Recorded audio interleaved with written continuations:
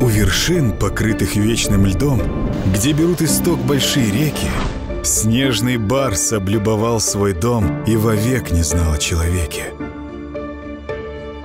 Величавый и красивый зверь между горных троп нашел жилище. Но пришел охотник, и теперь нет у зверя ни семьи, ни пищи. Эхо в скалах выстрелом дробя.